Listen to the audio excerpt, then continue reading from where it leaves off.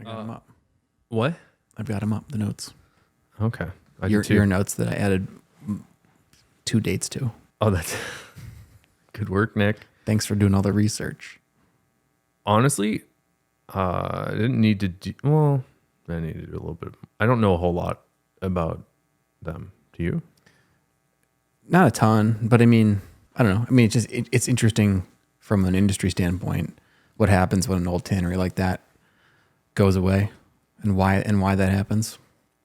Yeah. Are you wearing a hat with football leather on it? Yes. That's like actual football? Mm-hmm. Tell me about this hat. It's from you. Yeah. Oh, it's from I think it was my dad had them made in the 90s. You know, people can't see you necessarily on a podcast. I just turn my head around. It's like a new medium. It's audio only. Yeah, it's a. My dad had these hats made in the 90s. It's got football Velcro in the back, the closure in the back, and then on the brim too. And I'll be honest, for when he first had them made, when I was a younger fellow, I was like, these are the dumbest hats. Probably when we first met. Yeah, but now I think it's pretty awesome. I had no idea it was that old. Yeah, it's old. I like it. It's cool. Your dad does those fun.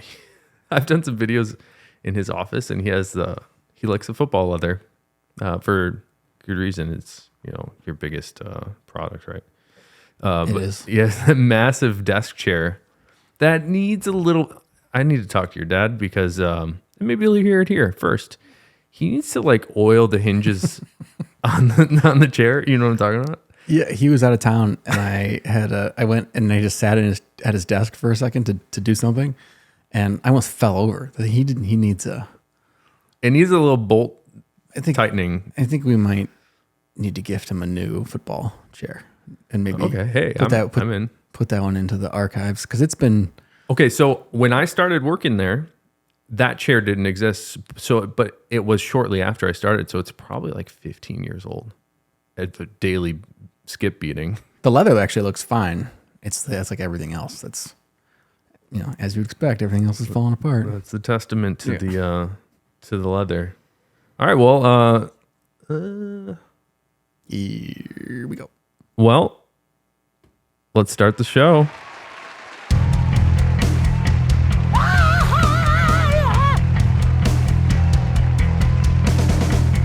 I mean, I don't know. I don't know if I could get sick of that, but I'm certain I will. I think the intro music is pretty good without David Lee Roth, but that's it needs to be not instrumental.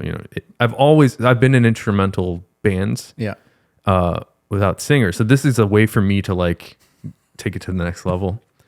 All right, well, welcome to Full Grain Podcast. I'm Phil Callis with co-host here, Nick Horween, in the house. And if you didn't catch the first episode, this is something we've been wanting to do for a long time. And today we're going to talk about a couple really interesting topics. The first topic is the namesake of the show. We're going to talk about full grain leather and what it is. And after that, we wanted to have a segment of the show that's sort of dedicated to news and noteworthy things happening in the leather and the leather adjacent world, perhaps. And the thing we're going to talk about happened about a year ago. And we weren't a show then, but I think it's important enough to bring it up again. So we're going to be talking about JR Rendenbach going out of business. Or actually closing down. They didn't go out of business. All right, full grain leather. Without reading our little notes here, Nick, tell me what full grain leather is. So there's a bunch of different kinds or ways to describe leather. Full grain, really just means leather that has not had anything done to the very surface of it. So the grain where the hair was growing out of. So the grain, which is the pores or the hair holes, nothing has been done to smooth them out or get rid of them or cover them up. So generally speaking, full grain leather is can be the most expensive because it requires the cleanest, best raw material because you're not using anything to cover up imperfections or anything else that might be there that whoever's using the leather wouldn't want in the finished product. I thought I knew the answer to what full grain is. Are you implying that the finishing method has to do with the character of the grain? Because you're talking about covering it up. I mean, you could take something that's full grain crust that's really nasty and make it patent if you wanted to. I mean, so you could completely cover the grain up with a rubber coating or a polyurethane coating, and then, I mean, I guess technically it's still full grain underneath that coating, but it's irrelevant. It's not. Why? There's no grain anymore.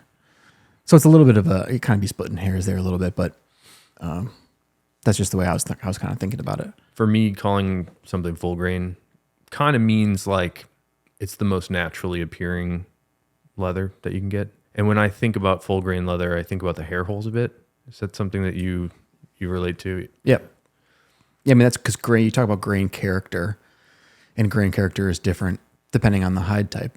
Like, bison, the grain is a lot more pronounced and a lot coarser than something like steer hide. And then you get even finer grain character when you go to calf, because the hair is, finer, the smaller diameter, the hair itself. So the holes are smaller. So the grain gets finer. So that's kind of what's defining the characteristics of the grain.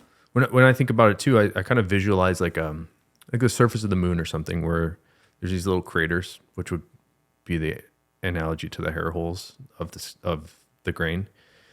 And by correcting the grain, which is the opposite of full grain, you sort of sand down the like peaks of those craters to make the crater itself less deep. That's how I sort of envision it. Is that kind of accurate? Yeah, I think that there are degrees of correcting. I mean, because so like you said, correcting is sanding. So you're using sandpaper to affect the surface. I mean, you can do the grain side, or you can do the suede side, the flesh side, and you can sand that too if you're going to be using that, or if there's a reason to sand it, like it needs to be cemented or glued or something. But there are degrees of correcting. So I think that, I mean, speaking from what we do at Horween, we do correct leather, but it tends to be less extreme than maybe what you would find other places in the world, because we're using finer grit sandpaper. So it's more like a polish or... Yeah, so your analogy, I think, is correct there, because we're not taking away all of the grain. We're just sort of leveling it out and making it kind of like, it's almost like you said, like a polishing.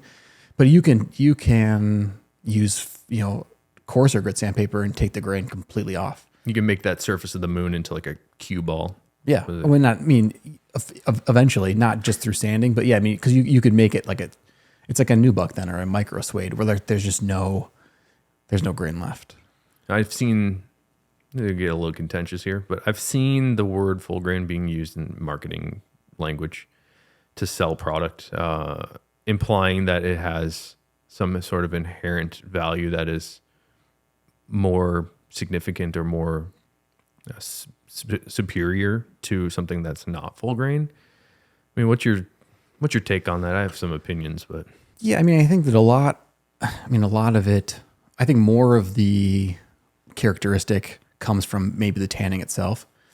What's stronger or what's smoother, what's gonna... Because it depends on what you're trying to do. Yeah, I mean, it depends on the tannage and the retannage. You do need the highest or the nicest or the cleanest raw material. So it tends to be costly, but you can tan full grain, make a full grain leather that's terrible, and make a corrected grain leather that's amazing. I mean, it really depends on what you're doing and if you're doing it right. There's just so many different ways to tan. But I think that in general, full grain leather tends to be less finished because you're trying to showcase the grain anyway. So I think that it's not necessarily that leather is going to do something different than other leathers do if they were tanned the same way, but it lends itself to a different, or to a more specific or narrower type of tannage, which tends to age better because there's less covering it up, which means less pigment, which means less stuff getting in the way of the daily stuff that's going to add patina and age it down. So I'm trying to think of a way to add value to somebody that's in the market for a jacket or gloves or shoes or boots or whatever. I mean, when somebody sees the word full grain in a car ad or something, they're talking about their beautiful aniline full grain leather seats, a lot of marketing spins and just words that I think are thrown out there to sort of to raise up the perceived value of whatever they're selling. When somebody sees these words, what do you suggest to them to think about. There are words that you can put on leather products that don't really, I mean, they just don't really mean much, especially anymore. But we talk about, or in the just the definitions of full grain. If you just Google, oh yeah, let's pull that up. Like full grain leather, this is the first result. Full grain leather simply means the hair is removed and the hide goes immediately into the tanning process, which is just not correct. This is the number one Google It's result. bold on Google. It's just not. I mean, the hair is removed and the hide goes immediately into the tanning process, literally for every single leather on the planet. So it doesn't. It actually. It's like it's way jumping the gun. I mean, it just means the hair is removed and the hide goes immediately into the tanning process, and then nothing is done to the grain during the finishing process. I mean, I guess it just needs a lot of I'm trying massaging to even be remotely correct. I was trying to see if there's like a Wikipedia entry, because usually, I mean, I know enough about leather to know if something's nonsense, but let's see what Wikipedia says. That's better. That's a lot better. Yeah, you see Wikipedia. All right. Better. Wikipedia says full grain leather contains the entire grain layer without any removal of the surface. But I think the real important question is like, who cares? Also, and then the next sentence is totally dubious. Rather than wearing out, it develops a patina during its useful lifetime, which, it could. Depends if you finish it and what's in the leather and what you're using it for. That's a pretty loosey goosey. But anyway, yeah. So there's a lot of misinformation I think about, and it's like, people see genuine leather, which doesn't really mean that much. I mean, that could be any leather. I mean, that's full grain, that's top grain, so that's leather that's been corrected. That's splits, which are leather that don't have any grain at all, which are suede on both sides. You know who I trust for my leather source is businessinsider.com. Yeah, they know a lot. Would you like to know? Would you like to know what Business Insider has to say? I shouldn't laugh until I actually read. Well, yeah, they might be like completely right. Maybe they got. Although title, not to trash anyone, but those shoes look terrible. Oh no, don't do it, Nick. You went there. Why everything you thought you knew about buying quality leather is wrong. Usually found on the underside of a belt or inside a leather good, a product's leather quality will be stamped one of three things: genuine leather, top grain leather, or full grain leather. But what exactly do these terms mean? When you're buying your fancy leather briefcase, jacket, or shoes, you should know exactly what to look for in your leather. Since a cowhide is so thick, the layers are often cut and used to make different products. What do you take about this first section here, Nick, before we go on? Yeah, I mean, I think they're already misleading people, and not even on purpose. Like, since a cowhide is so thick, I mean, so a cowhide is thinner than a steer. It's not that thick, but a steer hide is pretty thick. But not all steer hides are thick because things are different thicknesses because it's a natural product. So I mean, they're already slipping out. I think what they're trying to get at with this last paragraph here is they're trying to say that I think they're going to splits. They're going to talk about splits. When they talk about layers of leather are used to make different products, that's not the reason that a tannery is creating that byproduct of a split, right? It's you see where they're going with this? They're saying because the hide is thick, the layers are cut and used to make different products. It's like not. It's not incorrect, but it's not. That's not the motivation. No, it's not. All right. Continuing on, genuine leather doesn't just mean the product is made of real leather, which it is, but it also means it is the lowest quality of all products made out of real leather. Basically, you should read it as, at least it's genuine leather. Genuine leather doesn't last as long or look as nice as higher quality leather. You'll typically find it in belts from mall stores, shoes from lower price department stores, and bags or other goods in a lower price range. Goods marked as genuine leather will be several layers of low quality leather bonded together with glue and then painted to look uniform. It's made from what is left over when the other higher grades are stripped away for pricier projects. See, that's not. This is like all actually wrong. I mean, it's partially true, but it's not like it's not that way across the board. I think that. I mean, you look at a tannery like Stead, like CF Stead in the UK. I mean, their leather is genuine leather technically because not all of it because they do top grain and full grain stuff too. But a suede, the way they do it, a split suede, you could only define under these three terms, it would be genuine leather because there's no top grain, there's no full grain. But I mean, that leather is some of the best. It's really nice in the world. I mean, it's a. But they're also conflating the notion of a split, which we know is a split, but they're implying that a split is genuine leather, but they're also saying it has to be bonded leather, which is like a completely different thing. It's a different thing. Yeah, and a split, to define what a split is, so it happens depending on the process and the formulation in the tannery at least once, but a hide is split to make its thickness more uniform or to get it down to a prescribed thickness. So it's kind of hard to describe, but think about the piece of leather being fed sort of the long way, the skinny way, flat against the knife. And then so the leather's going in a very unnatural way and being held in place by rollers, and then you can set the gap and where the knife is inside that gap, and then you end up on the top. You end up with the full grain part, which is the thickness that you want, and that comes out uniform. And then whatever that the difference is falls away off the bottom, and that's a split, and it's swayed on both sides. And that weight on that, at least at that point, is not consistent because it's just whatever the difference is between what it started as and what you want it to be. That's a long way of saying it's the byproduct of thinning down the grain layer to a consistent thickness. Yeah, that's true. But I mean, it depends how granular you want to get. But there's shaving too, which is another way of thinning down, and then you end up with shavings which aren't usable. I mean, I guess you can bond them, but you can make bonded leather. Yeah, but the split has more utility to it. At least when the split is thick enough to be big enough to make products out of. So I don't know if you have this information, but I assume that Stead is purchasing suedes from a tannery like yourself. I don't think they're buying from you, but they'll buy it from as a byproduct of another tannery and then tan that again into their awesome suedes. That's my understanding. I think that from what I've heard, and I don't think I'm giving away any trade secrets, everybody. Any trade secrets, but they spend, I think that a very important part of their business is sourcing really high quality splits that are thick in terms of what's available, and then bigger in size.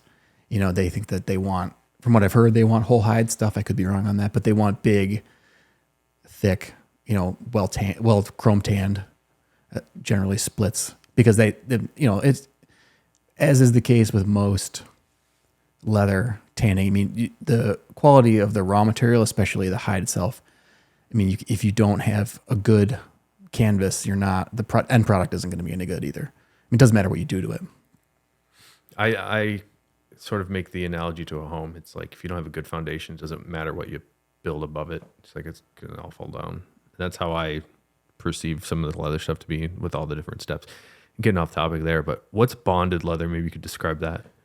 It just means it's been glued. I mean, it could be, most of what I understand it to be is it's like plywood, where you're actually grinding it up and then gluing it back together as sort of a flexible substrate. And then I think it can have layers or not have layers depending on what it's being used for. But I mean, I agree that it's a useful product because I think it's, being an industry of byproducts, I think it's important to use as much of the product at each stage as you can. As much as the skin as you can. Yeah. I mean, the whole idea is to not throw stuff away. I mean, we do as much as we can to use as much of it as we can. I mean, that's what the hide is. The hide is a byproduct. I'm going to admit something. I think I've been fooled by, I mean, you have to look pretty close, but I've been fooled by some bonded stuff. It to me looks like a corrected, like a print assist kind of leather. Mm-hmm. And people might not know what that is, but if you take a corrected grain leather where you really smooth down the surface with sandpaper and then apply heavy pigments or resins even, and then impress or emboss a texture onto it, like a hair cell, to make it look like grain. I've been fooled by some bonded stuff before, but then you look closer, you can kind of tell. But it's pretty. If I'm honest, it's like good enough. Yeah, I think that, and this is a tangent, but I think that in leather goods in general, that the technology and the techniques and specifically like the finishing has gotten so good out in the world, and there's so many different products because they're making developments all the time that I think that the genuine leather, bonded leather stuff actually can look really good on the shelf. And then as soon as you put 3 or 4 months of wear onto it and you hold it side by side with something that's, full grain or not bonded. And I think it becomes a product life cycle thing too. I mean, it's because you've got, a piece of real leather is a single piece and then bonded leather is glued together. I mean, at some point that glue becomes a weakness. And so it's not gonna hold up. But I think that you're right. And I think that, and this is even further tangent, I think that from a merchandising standpoint, that people can get themselves in trouble by putting stuff that looks similar together on the shelf and not giving themselves a chance to describe why things are different prices, even though they can look similar in the store. What do you mean? Well, like I've been into retailers that won't remain nameless, and I'll go in and like they'll have their black dress shoe display, and they'll have a pair of shell cordovan shoes, and they'll have a pair of calf shoes, and then they'll have a pair of, entry level black leather dress shoes, like side by side on the shelf. And the shell shoes are $700 and the calf shoes are similar, maybe a little bit less. And then the entry level shoes are $150. And on the shelf, they look, side by side. You're looking at them like, why would I spend $700 when these look the same? Yeah. For a lay person. Yeah. To this person who doesn't really have a specific thing they're looking for. So that's what I'm saying. Like on the shelf, things can be deceptive, I guess. But take 10 steps and then they're going to look different. It doesn't even take months. I'm just going to keep going down this list because we're getting to the namesake of our show here, which is the full grain leather. But next up is top grain leather. It is the grade of leather you'll find in fine leather goods and can be considered the middle of the road quality of leather. You should just stop reading. I just read it. I just read ahead. Just please. Read it. It's so general. It's such a top grain leather is used in the vast majority of purses for women, as well as small leather goods for men, like wallets that are sold by well-known designer brands. It's made by splitting a piece of full grain leather and sanding away any imperfections in the hide and stamping a fake grain on it. Usually, it's then treated and colored to provide a completely uniform look. The finished product ends up being a bit plastic-like and not nearly as durable as the best quality leather, full grain. The name of the show. That's such a problem. It's not. It will not age well with use and will end up looking old and worn after a time. The finish of the leather is great, however, if you don't care as much about durability and more about the color of your leather item or its resistance to stain, as it has been heavily treated. You kind of talked about some of these things, and I know these 4 paragraphs make you very upset. They do. But I had to read the whole thing. As a child of leather, leather baby, grew up in a tannery, but it's just so. And I don't know how we got to picking on and using this article. Business Insider, yeah, as our stepping off point, but I like it. It's good. I mean, it was the first Google result, so. I mean, just to completely dispel all of this in a single example. So one of the leather, we make a couple different versions of leather that's called mechanical leather, which is relatively simple to make. It's a fat liquored leather, which means it gets its nourishment from inside the retanning process. It's oils and greases, but that leather can be corrected or not, but it doesn't really matter because it's used for mechanical purposes, meaning historically like engine oil seals, which is like one of the most physically demanding things that you could do to pressurize something and then have it keep, you have to keep pressure in, and doesn't need to be full grain. I mean, and that leather is as strong as anything that we make, or generally, it's a super durable piece of leather. So it's just this is just a problem because top grain is not like we talked about before. I mean, there's different degrees of correcting. So as soon as you do anything to the leather, technically it's top grain. As soon as you sandpaper it at all, it's top grain. That's exactly what I think I'm translating this. Their top grain means corrected grain in our brains. Yeah, but I mean, they're also wrong about what it means. They can be the same. I mean, they can be the same thing, but it's not.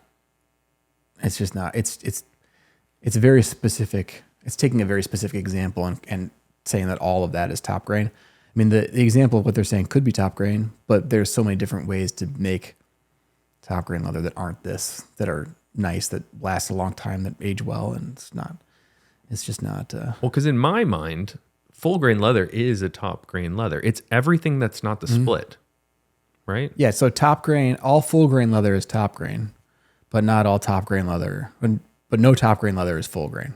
Wait. No, that's not right. So it's like you're going up the pyramid. So like there's full. Let me start over here. So top grain, full grain leather. Jesus Christ. Start with all full grain leather is top grain, but top grain leather is not necessarily full grain, because I mean you could take a full grain leather and turn it into top grain, but you can't go the other way around. Once it's been buffed and you're calling it top grain, you can't make it full grain again. I think this word here, top, is where that's a positive sort of spin sort of vibe. So people go, oh, that's the top. That's the best. I think that actually came from a tannery, which meant it was the top of the knife in the splitting machine. And they just took that word and ran with it for a century or whatever. I mean, we're going to keep going down here. I see your blood boiling. Full grain, full grain leather. Full grain leather takes the entire grain of the hide with all the imperfections and inherent toughness of the material. It also looks like they edited this. I'm going to just highlight this because it looks like a different font. So it looks like they went in and tried to fix this from here. Oh God, we're just being I'm just mean. reading ahead and just. All right, stop reading. I'm reading to you. I just want to lay down. I've gotten really good at reading Goodnight Moon. I've got to memorize front and back. Yeah, no, that's good. It's often okay. Full grain leather is often used for heavy duty leather items like weapon holsters and utility belts. But it can also be used with great success for dress belts, briefcases, dress shoes, work boots, and numerous other leather goods. This type of leather is often naturally marked with imperfections from the animal, like a brand or a scar, but products from pricier companies won't use these flawed hides, making it even more expensive. Full grain is hard as nails and will develop a rich patina as it ages, looking more and more beautiful as you use it. It's widely recognized as the best and highest quality leather money can buy. Often much more expensive, full grain pays dividends with its durability. If you invest in an item made with full grain leather, you will probably have that item for the rest of your life if you take care of it properly. So let's pick this apart, Nick. I see you're steaming. Nick's getting upset. I mean, it's the same. It's just the trend continues with the article, I guess. But I mean, it's not. What they're saying is not. It's not necessarily incorrect, but they're making it seem like that's what all full grain leather is. I'm going to interrupt you. By the way, I'm pretty sure this bag here is corrected. Nice. I just realized we're not even going to pick it. We're not going to talk about that. Nobody can see that screen right now, so they have no idea.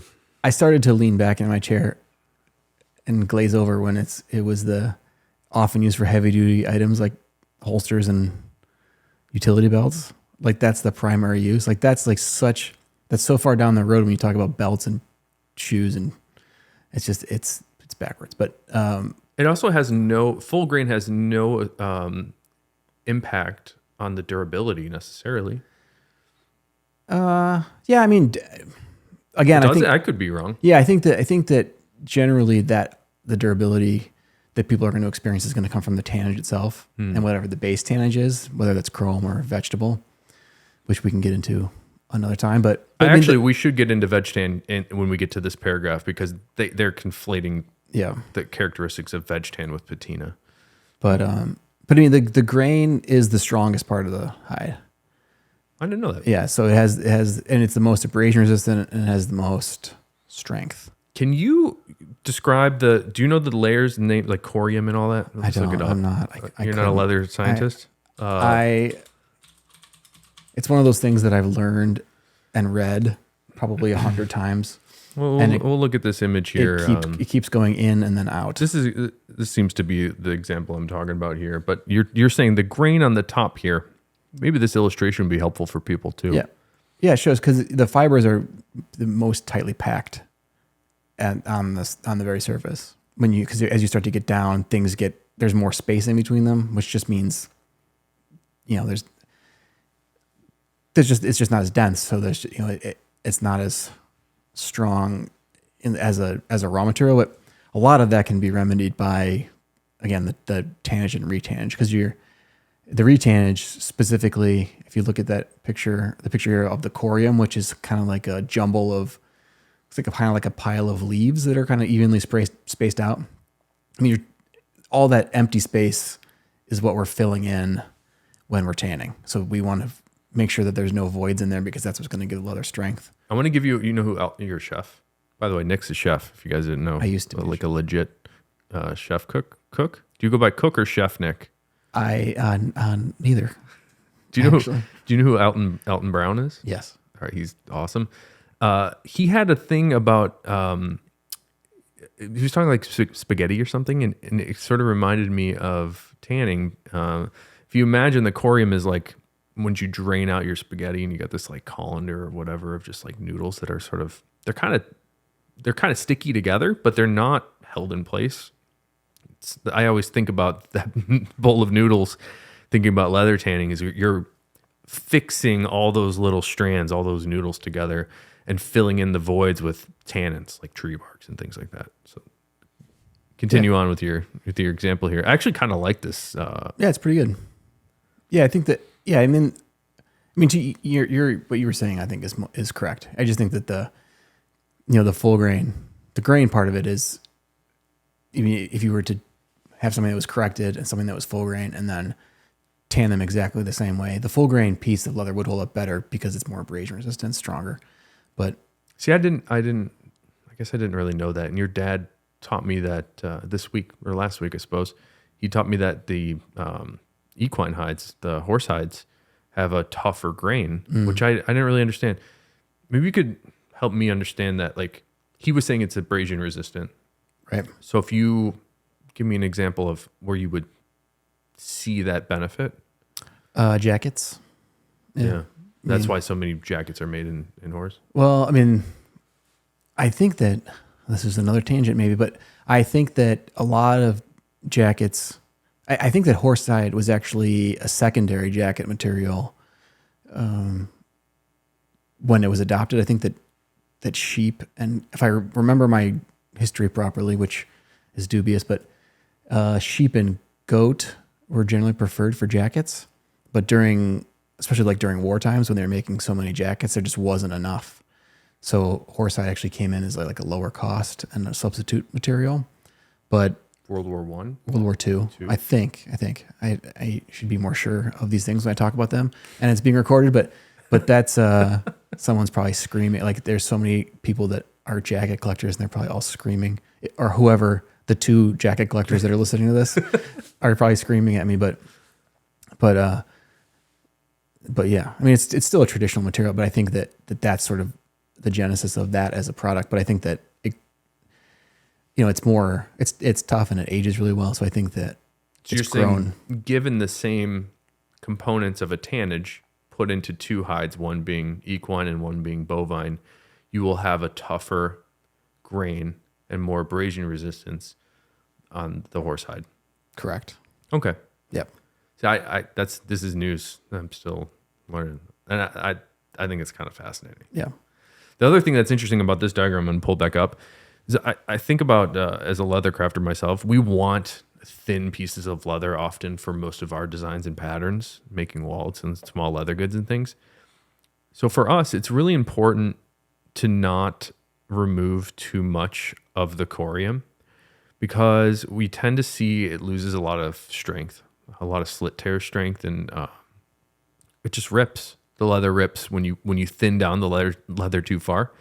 And I think of this, like this diagram's a really great visual representation of the network of how these fibers all work together. So when you start to cut one of them down, like if you start to get into this top section of the corium, there's really like nothing in my mind that holds it together. And this is where I think a lot of customers come to me with a wallet that's fallen apart. Hey, look at this, it's exploded is the words they use. And I see it, they have a leather wallet that may or may not have been called like genuine or top grain, whatever. And they'll come in and I'll take a look at it. And what it always is really, really, really thin leather that's been laminated to some non-leather backer. And it's always the leather that's failed because it's got nothing to it. It just, you can breathe on it and it sort of rips apart. That's a pet peeve for me. So yeah, I think that, I mean, I talked about the grain being the strongest part, but it's only part of the package. So, I mean, you're right. I mean, even at the tannery, we don't buy super thick hides to make them into thin hides because you compromise the strength. I mean, you want to buy something that's, I mean, for not only for cost purposes, I mean, for keeping the price to the customer down, but also for performance purposes, you want to buy stuff that's as close to the finished weight as you can.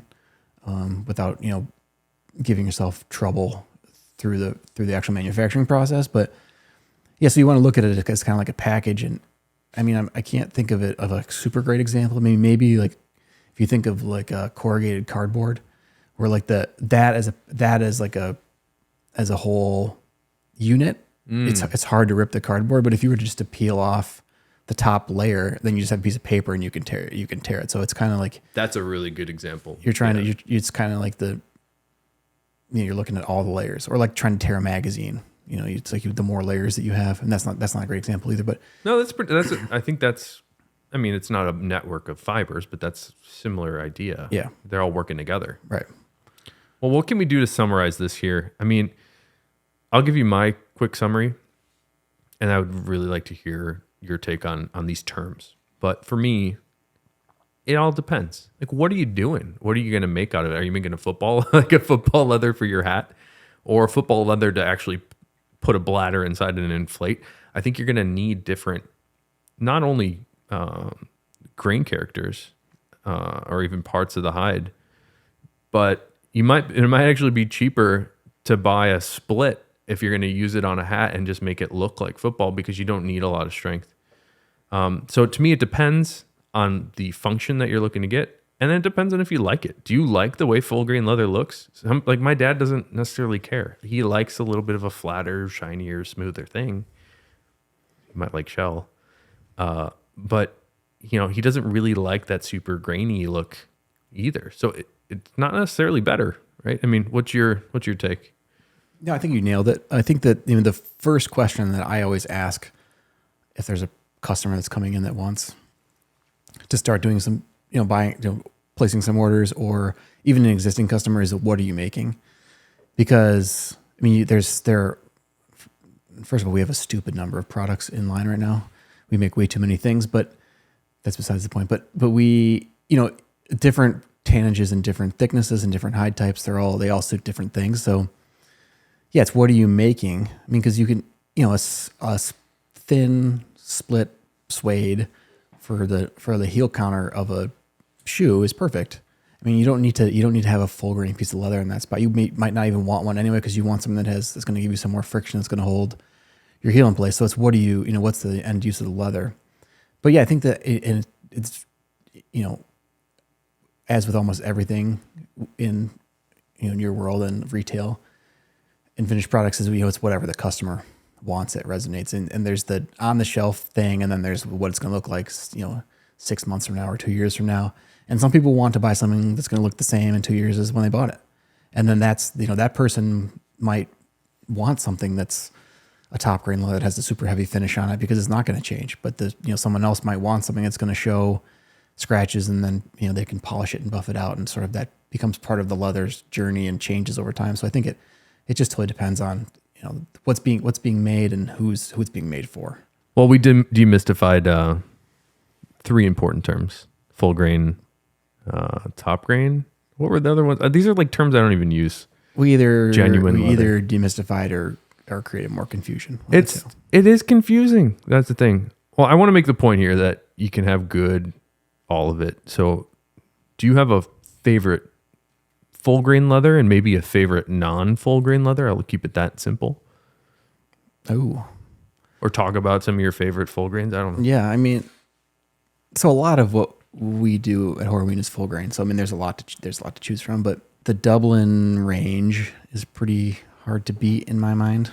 It's full grain, it's waxed, it's got the same stuff in it that we use in the tanning of the shell cordovan. So there's a lot of history there, a lot of tried and true methods, and it ages great, and it's strong for a veg, which is what it is. But see, why does it? That's one thing I wanted to get into. Sorry, going back to this article, why does it age nicely? These people say full grain.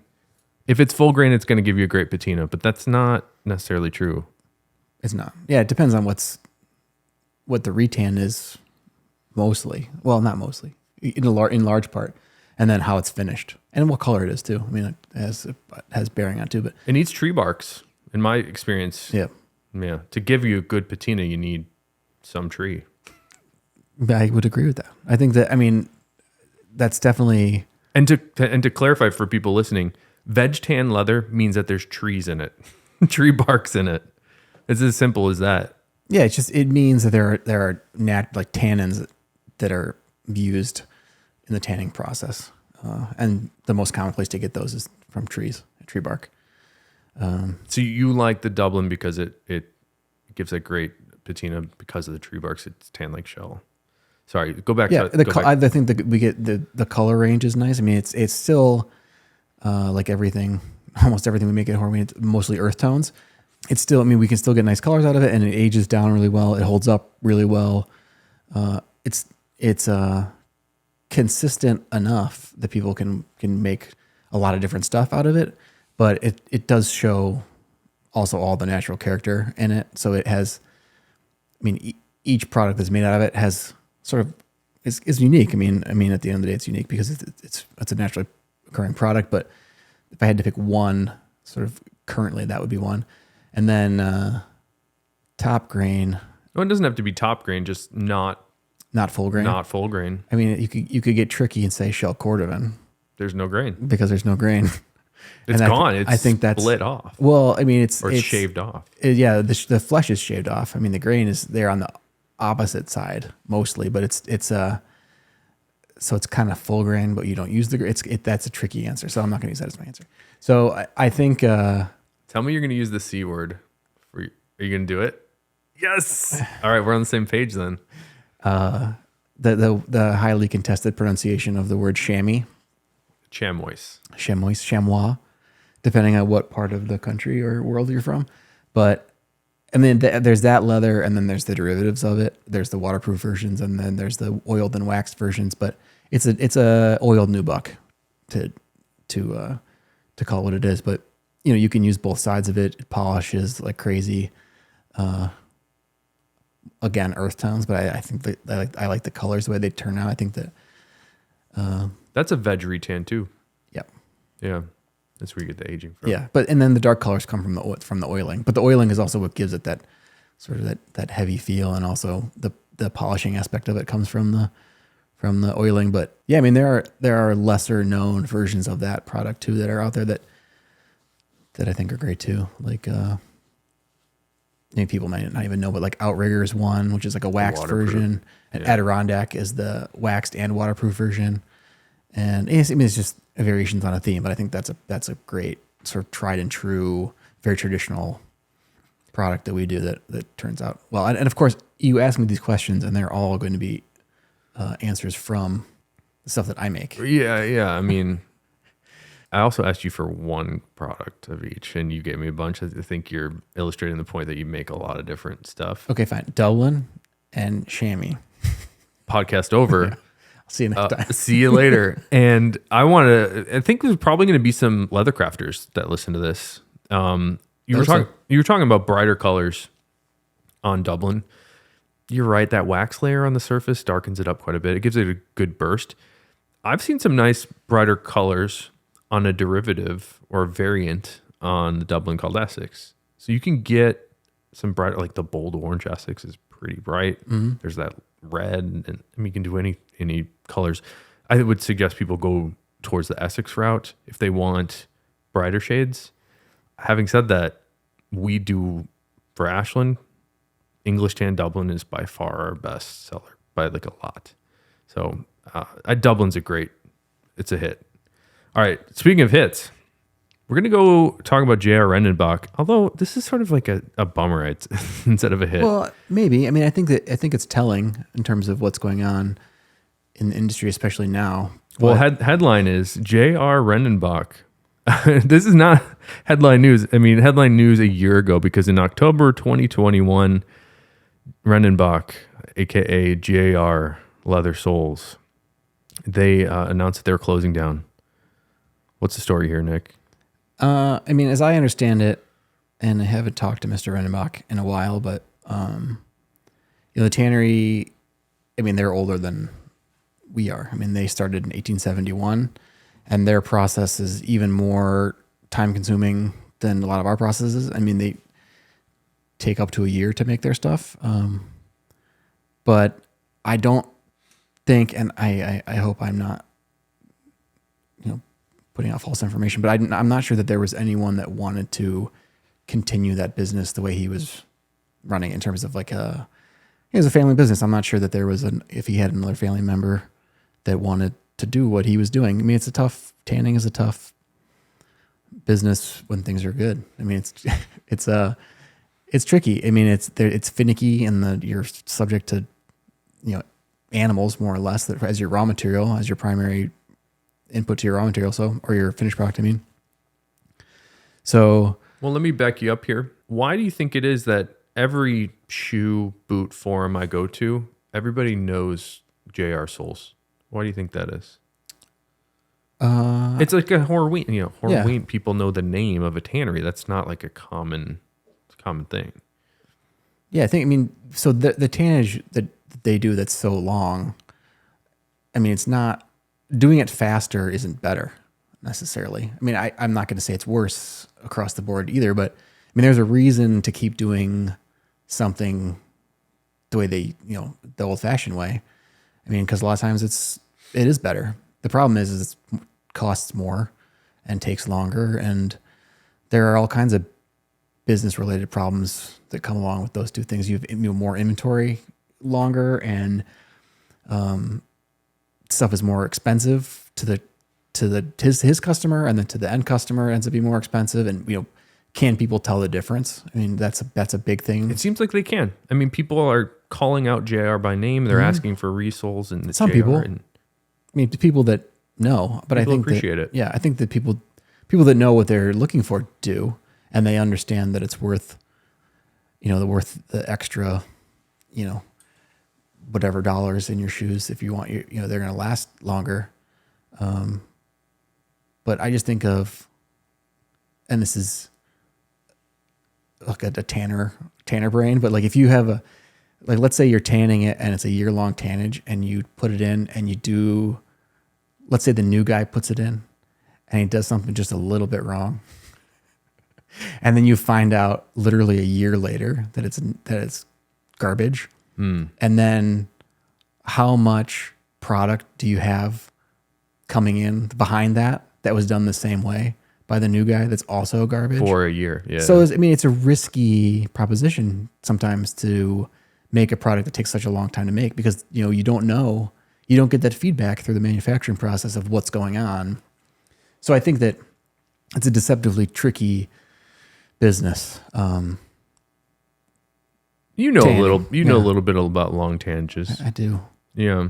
Yeah, it's my understanding that they're sort of, I've never worn a JR sole. Have you? Yeah, I have, yeah. Yeah, you like it? They're good. They take some time to break in, but once they do, I mean, they're great. Yeah, it's my understanding it's like top tier for outsoles. Speaking of outsoles, I haven't worn the JR, and I don't know if I can anymore, right? I think, did somebody try to recreate their tannage? So and this is again, I hope the flow of information is getting to me correctly and in a timely manner, but I think that it's been a year, Nick. Yeah, I know. Spoiler This is alert. not news. Spoiler alert. There's another German tannery that has the formulas that's taken over, that's tanning the leather, at least to the way the formulas tell them to. So I have not seen the new stuff from the new tannery. I guess you could assume that the new stuff would just be coming out because it's been about a year, right? So if they're following the formula as it's been, and full disclosure, I'm not sure all the Rendenbach stuff takes that long, because I think that they probably have different options inside their range, but the year long stuff, I mean, it's been that long. So I mean, maybe we haven't even seen it yet. So I don't know. I don't think people would appreciate either. And I've spent a couple of years in manufacturing, but I don't think people, especially in like an old world technology like the tannery that you're in, I don't think people have a full appreciation for the facility itself, and the water source, for example, can play a really dramatic part in the product. So I'd be curious to see, I don't know how far away this other German tannery is, but I'd be curious to see how the resulting outsoles are. I do want to try one of those. I bet you could find some outsoles. Yeah. Yeah, they're still around. I mean, I hope they're great. I mean, the old ones from the original tannery were great. I hope the new ones are great too. I mean, I think it'd be a shame for that product to go away. Well, the reason I want to try them is because I've been, over the last 2 years or so, pandemic. It's a pandemic length of time. I found a real appreciation for leather outsoles. And I know I'm a leather guy, I like leather, but I actually find them to be more pleasant and enjoyable to wear. They're just comfortable. And again, I've only tried, I don't even know who makes the leather for them. These ones from Oak Street. And I have some leather outsoles from Allen Edmonds. I have some leather outsoles from Old Florsheim. I have some leather outsoles from Grantstone. And they all tend to be my most comfortable. The Allen Edmonds might be Rendenbach. Yeah. They're old AE stuff. I don't know. I'd have to. Yeah. But I've been digging outsoles. I'm going to pick on my buddy George, which from Oak Street. So hopefully he can come on the show too. But those outsoles, I wore some Oak Street Bootmaker natural chrome excel trench boots with leather bottoms for the Stitch on Patina Thunderdome, which, by the way, I think they're doing another. I don't know if I'm going to do it. I don't know if I could spend more money on boots. I have to. I don't know what I'm going to wear yet, but yeah, I'm going to do it. I think I'll do it. You got to do it. Anyways, I found them to be terribly comfortable, and then they just wore through so fast. It felt like the same outsole that was on 1,000 Mile boots, very, very thin and very soft, more oiled or something. And I think that's why they were also comfortable. They wore out very fast. Maybe that's part of it. Anyways, I've been digging leather soles, so I'd like to try some JRs. That's fast. For 6, I wore them every day for the Thunderdome. I still think that's kind of fast. I guess it depends what you're doing and where you're going and what you're walking on. And well, we're in the city here, so yeah, there's a lot of asphalt and a lot of concrete, which is unpleasant for soles. Winter too. Whereas on a day-night sole, you helped me get some day-night soles on some Vibergs, and I can't even tell that they're worn. It's crazy. Yeah, they're tough. They're also not as comfortable, in my opinion. Yeah, different. I mean, different. Yeah, I was. Oh, it's so subjective. Yeah. You wrote in the notes here, formula now tanned by Kilger Leather, and they were founded in 1856. They're even older. Yeah. Wow. Yeah. There's some old German tanneries. So as evidenced by our tanner, the plant manager, plant superintendent, tanner, chemist. He's all those things at Horween. Yeah. Is 7th generation, 8th generation tanner. His dad was a tanner, and it goes all. It's like you know what generations are. Once you get past 3, that's a lot. Yeah. So and his family still has a tannery in Germany, which I think is even older than 1856. I should know. It's amazing. But is there a historical relevance to Germany and tanning? I mean, they just are good at stuff. We should do an episode on tanning origins, because I think the Cordovan is Spain.